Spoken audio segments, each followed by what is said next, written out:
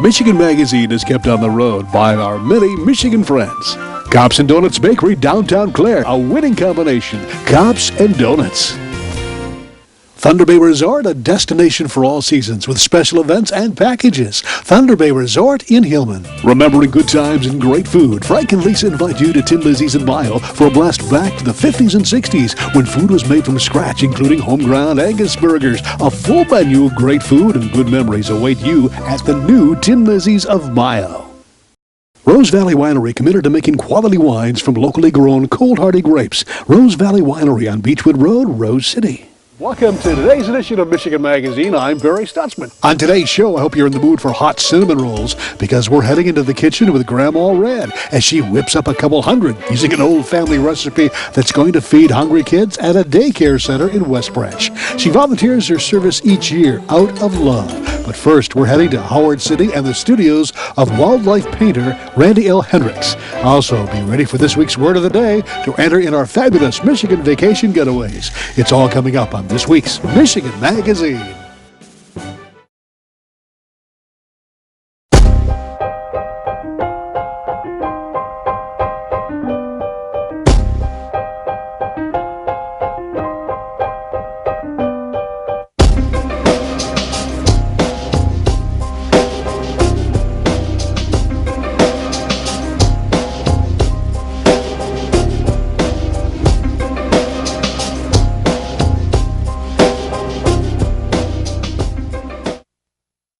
Cops and Donuts Bakery, downtown Clare, what began as a crazy idea among 9 police officers to purchase the historic Clare City Bakery quickly became an international phenomenon, carrying on a Michigan tradition with delicious donuts, pies, pastries, breads, original coffee, and more, plus a full menu at the new adjacent traffic stop diner. Downtown Clare, a winning combination. Cops and Donuts. As we've traveled Michigan, our encounters with the state's inspired artists have become a natural part of our weekly schedule. When you think you've seen inspiration personified to the utmost by a Michigan artist, another one appears in your sights, with their own style and renditions of the life around them. One such artist is our next guest on Michigan Magazine, nationally known and respected wildlife and inspirational artist Randy Hendricks of the Grand Rapids area. Randy's oils, acrylics, and pencil renditions left us emotionally touched with its realism and detail. Randy's life is surrounded by inspiration from the home he lives in to the wildlife that congregate just outside the picture window of his studio, which is located in an adjacent building a few steps from his home. This is where we sat and visited with Randy, who told us his story of inspiration that led him from the world of computers to full-time artist. Randy, it's a pleasure meeting you. Hi, Barry. And we are in the country, in the Howard City area, rural area, and you live in a home that is a renovated schoolhouse, isn't it? Right. And you've been an artist with inspiration all around you, out the window, wildlife artist for how long now? Professionally since 1996. Professionally, but it's been in your heart for much longer than that. Much longer. Yeah, since I was a little boy, I drew pictures and started painting when I was about 22. I was a draftsman out of high school and was a draftsman for about 10 years in the engineering field. And for about the next 8 years after that, of course, I came in with CAD systems and all the drawing boards went out the door, and so I had to adapt to the computer and ended up writing software programs for special machines. Oh my goodness. But I painted nights and weekends. As a love? Yeah, very much so, very much so. But suddenly you probably learned that there's a lot of people out there that were impressed with your work, which I am. I mean, when did you finally realize that you had a real talent?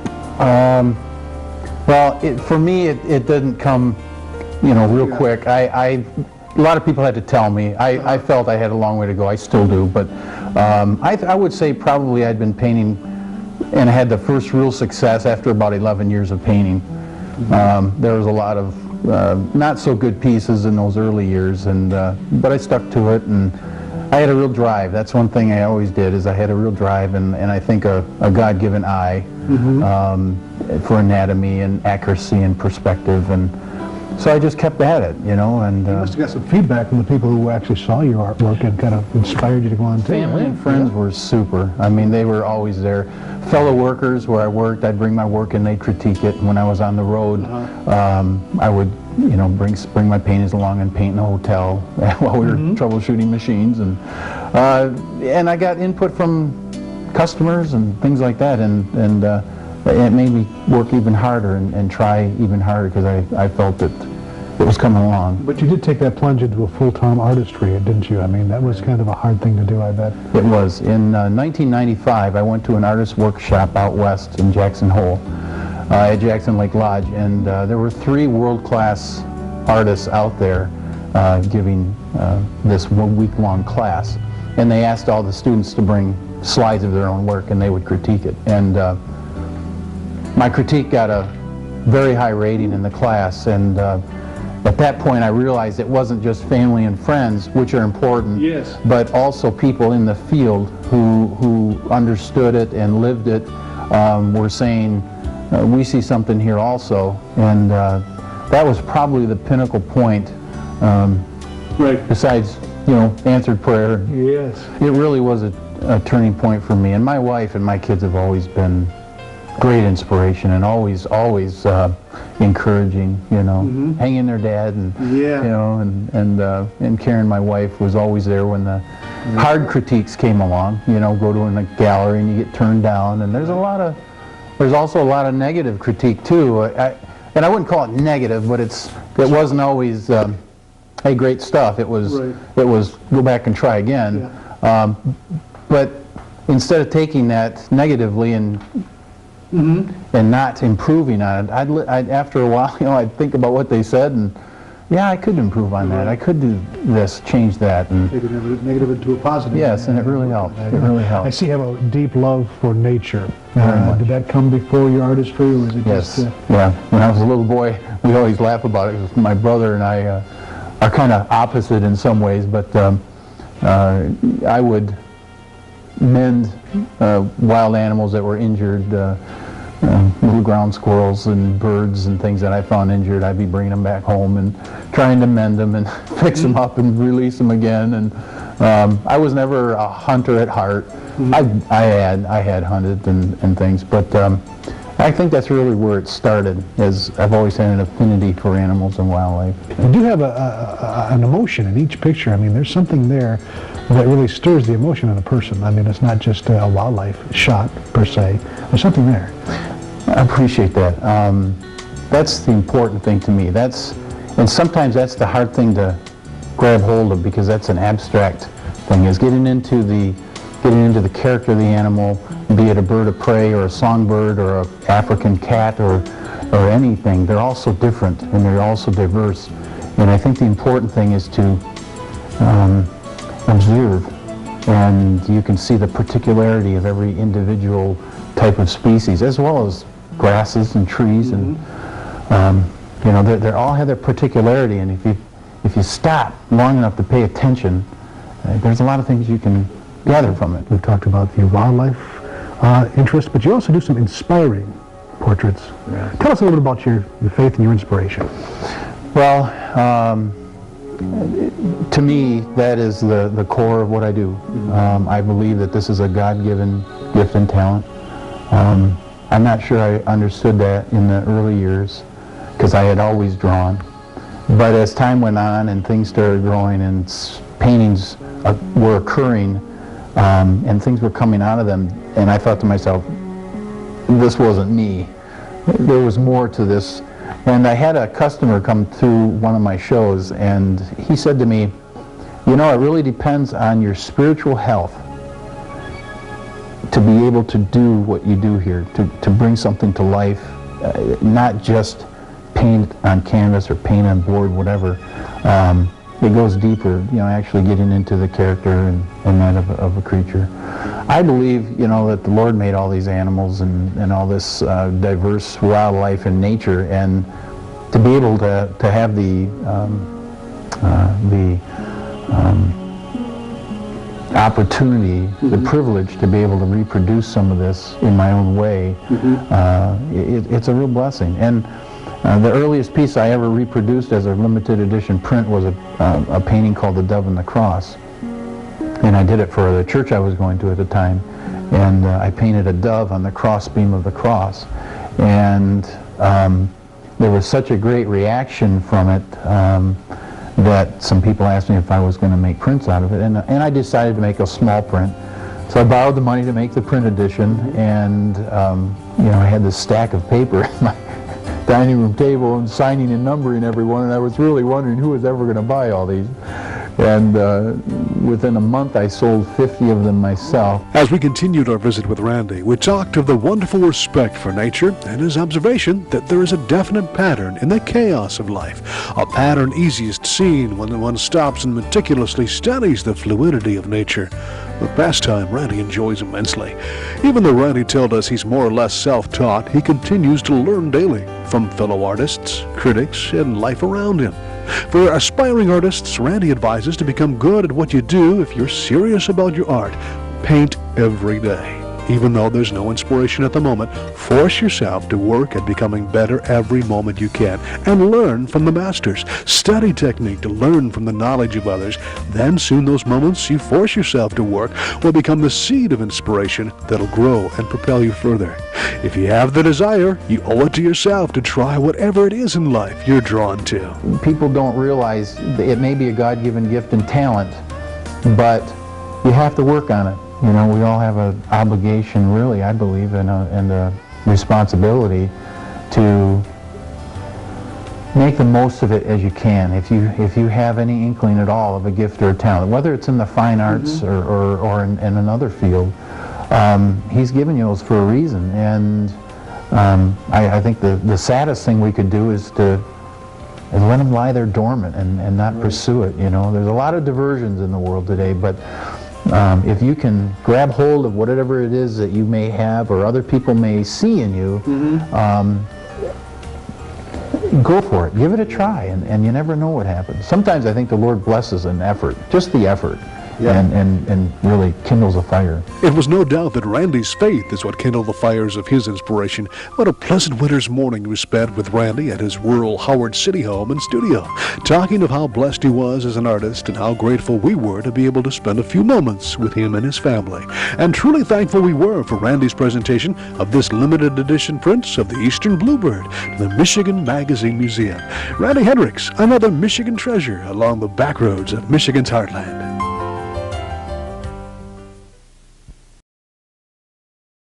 Michigan Magazine is being brought to you in part by Jerry's Joint in West Branch, some of the best burgers in town. Jerry's has a full menu, but when you order the burgers steaming hot, they're made the way you like it. Stacked high, made to order. Add fries, and you've got a complete meal. Jerry's Joint of West Branch, home of the best burgers in town. Discount Foods Downtown Mile. Find national name brand foods and merchandise at sharply discounted prices. Shop the smart way and please the family without breaking the budget. Discount Foods Downtown Mile. The Art of Amalia Jonas is at the art store near Lupton, Michigan. Stop by her gallery or visit her online to purchase that perfect masterpiece or sign up for private lessons. Begin your journey into the world of art by capturing the inspiration around you under the personal direction of Amalia Jonas at the art store. Hale Hardware, your do-it center in Hale, Michigan. Much more than a regular hardware store, providing everything you need for whatever your project is, along with a knowledgeable sales staff to get her done. Serving Northern Michigan since 1946. Hale Hardware, south of M65 at Ainsley in Hale. It's an early summer morning. The sun hasn't quite made its appearance over the horizon, and Michigan Magazine is on the road. This day's journey is prompted by the promise of fresh, hot, homemade cinnamon rolls, which leads us to the Ogemaw County community of West Branch. Just outside the city lies the Rainbow Child Care Center, owned and operated by Beth Tisdale and her husband. Here, we were told, once a year, Beth's mother, Marion Rosebrook, affectionately known by the children as Grandma Red, prepares a once-a-year special treat for the kids, her famous cinnamon rolls dripping with frosting. We arrive at about 5 a.m. and are greeted by Beth at the door. Once inside, we hear commotion back in the kitchen, a definite sign that Grandma Red was there. How many kids do you get involved here this morning? Do you have any idea? It depends on the young ones. They come in and they have their breakfast, and then they start peeking around the corner and they start asking what you doing, and I can smell something. You know, they all come in and smell, you know, that sort of thing. Now, Grandma Red comes in here and does this on her own time and has a good time to help out Beth. I love the kids. What do you do first? Do you start mixing it before they arrive, or do you wait to? Okay. We'll start right soon, because I think it's their 10 o'clock snack time or 9:30 or 10 o'clock snack time, Okay. we have to have them ready. Okay. So, They start coming in. yeah. You want to start right now? Yeah, I'd like. Okay, let's start right now. Tell us what Okay. you're going to be doing. Well, Here it is at about 6:15 a.m. in the morning. I start with warm water Okay. in my dish. And, Now, how old of a recipe is this? Is it a secret recipe? well, or? no, it's not secret. I don't keep secrets. You see, everybody has to do their own thing when it Right. comes to cooking. And I may give my recipe to somebody, and it's not going to be just exactly what. When somebody else does it, it'll be a little different Right. because they got their have own the- thing. Yeah, Yeah. so this is let's have the water fairly warm. So Fairly the warm yeast, water. So the yeast will work. Okay, so how much water are we going to be putting in here? Four cups. Okay. This is for the first batch. Okay. We gotta make 2 batches to make it go around. Okay. How many rolls is this going to be making? Each batch makes about 100 rolls. Okay. And you add the yeast and let it start to working. And then you add sugar, and it will always work a little faster when you put the sugar in. Everything works faster with sugar. Yep. Yeah. Yep. Even love. Yeah. Little sugar. Little sugar helps everybody. Anytime that you bake anything and you add a little love, and then it always turns out better. And it always tastes better. That sure does. That's one of my ingredients. Uh-huh. And that's hard to measure. You're just having a heaping help of love in there. Yep, I found that all through my life, if you add a little love to something, things go better. That's right. And I think that Bethy works on that too, because I walked down the street with Bethy, and I've heard, "Hi, Miss Beth." "Hi, Miss Beth," and it's kids of all ages anymore because she's been here for 8 years. And so you can tell that there's a lot of love come from here too. That's right. Okay. So we added some sugar. Sugar and salt. Then we add a cup of oil. Okay. And the reason that I began to use oil was one time I heated the Crisco, or whatever shortening I was going to use, and then didn't cool it down enough. It killed my yeast. That again is another touchy thing. You got to keep an eye on the procedure and the temperature and everything.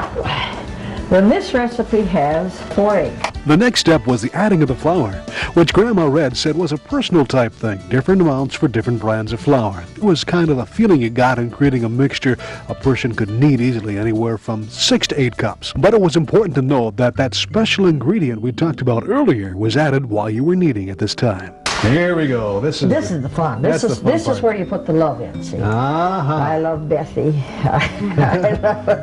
I love Barry. See how there it you go. works How there? goes it? I love Dell. It goes right in there, doesn't it? Grandma Red went on to tell us that all her recipes are handed down generation to generation. Her regular visits to the Rainbow Daycare Center made for that perfect outlet for her. After raising a large family, it was rather difficult adjusting her cooking for just 2. Well, after kneading, the dough was covered and left to rise. Her secret to raising the dough was to heat an oven to 200 degrees, turn it off, then put the dough inside until it rose to the desired size, about 45 minutes. Then the dough is kneaded again, cut into sections, pulled out, and then pressed down. Add some butter, then some brown sugar, and then sprinkle with cinnamon. The dough's then rolled up once, cut into sections, and then placed in the pan. Then it's covered again for a few more minutes, then baked for about 10 to 12 minutes at 375 degrees. While the rolls were cooking, Beth was busy back in the kitchen preparing the glaze, which consisted of powdered sugar, vanilla, butter, and milk. After the rolls are taken from the oven, they're brushed with butter and topped with the glaze, then let cool. But Beth told us for adults, they're best tasted fresh and hot from the oven. So we snuck back to where the fresh ones were cooling for our own personal taste test. And by golly, she was right. They were delicious. But the true taste testers and critics were next. After cooling a bit more, the children were served, and just watching them, it was plain to see that Grandma Red's mission was accomplished. And the kids were quick to express their delight.